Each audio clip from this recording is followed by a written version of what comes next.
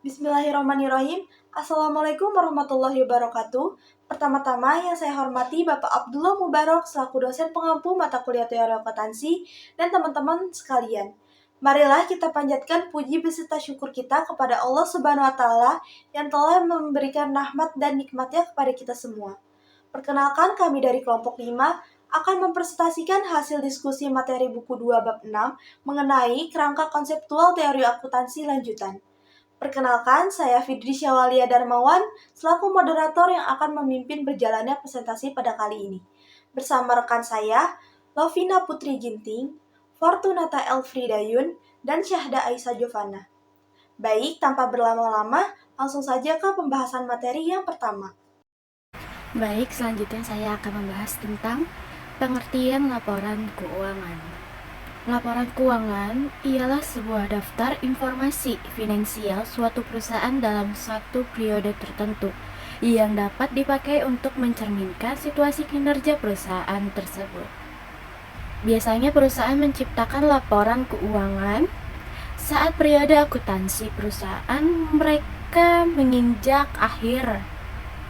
Laporan keuangan biasanya sangat membantu untuk yang nomor 1 pemerintah, nomor 2 instansi pajak, 3 analisis pasar modal, keempat masyarakat, kelima perusahaan, dan keenam investor.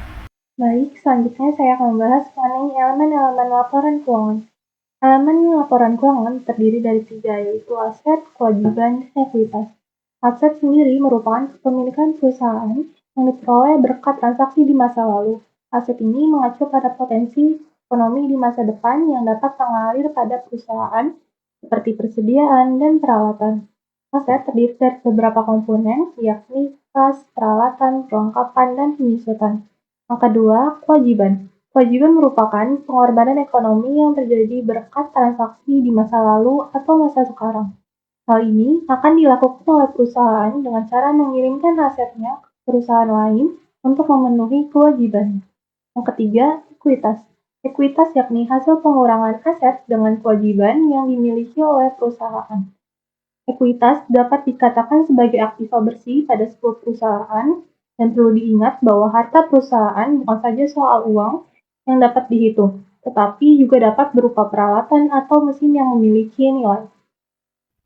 Lingkup pelaporan keuangan. Pelaporan keuangan meliputi segala aspek yang berkaitan dengan penyediaan dan penyampaian informasi keuangan. Lingkup laporan keuangan.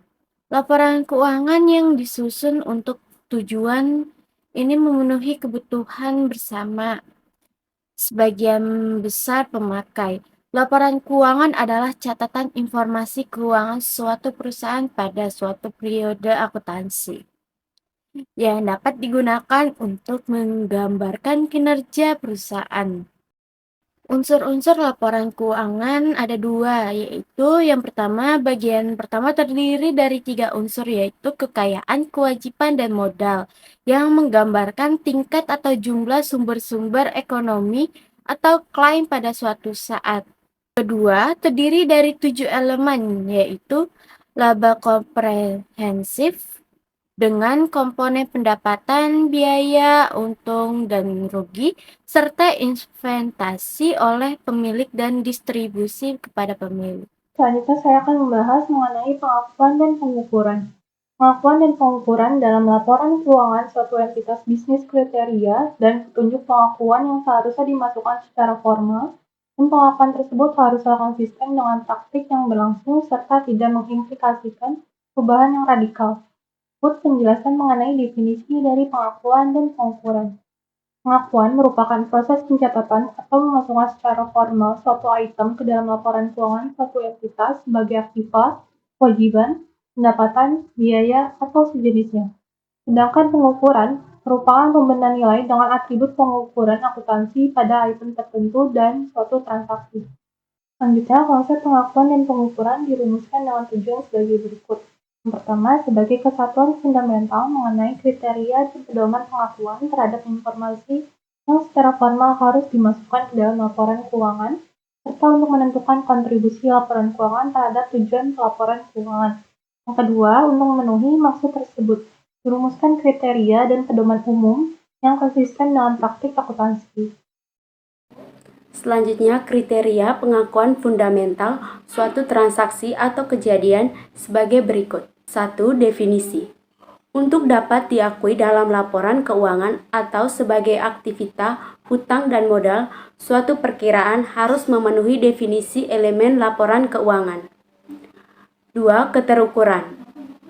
Untuk dapat diakui dalam laporan keuangan, suatu perkiraan harus memiliki atribut relevan yang dapat diukur dalam unit moneter dengan reliabilitas yang memadai. 3. Relevan. Merupakan karakteristik kualitatif.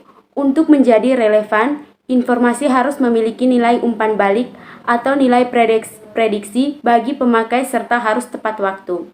4. Keandalan merupakan karakteristik kualitatif utama yang lainnya. Untuk menjadi reliable, informasi harus disajikan secara jujur, variabel, dan netral serta tidak bias sehingga bisa digunakan dalam pengambilan keputusan, memengaruhi pengukuran waktu reliabilitas. Dari pemaparan yang telah disampaikan oleh teman-teman saya dapat disimpulkan, laporan keuangan ialah sebuah daftar informasi finansial suatu perusahaan dalam satu periode tertentu yang dapat dipakai untuk mencerminkan situasi kinerja perusahaan tersebut, di mana sudah pasti laporan tersebut menjadi dasar pengambilan keputusan serta bukti bahwa pemilik usaha menjalankan bisnisnya dengan baik dan bertanggung jawab. Terima kasih kepada teman-teman saya yang sudah memaparkan materi mengenai kerangka konseptual teori akuntansi lanjutan. Harapannya, apa yang disampaikan sebelumnya dapat bermanfaat untuk kedepannya. Dirasa cukup pemaparan materi pada kali ini. Kurang lebihnya mohon maaf. Wassalamualaikum warahmatullahi wabarakatuh.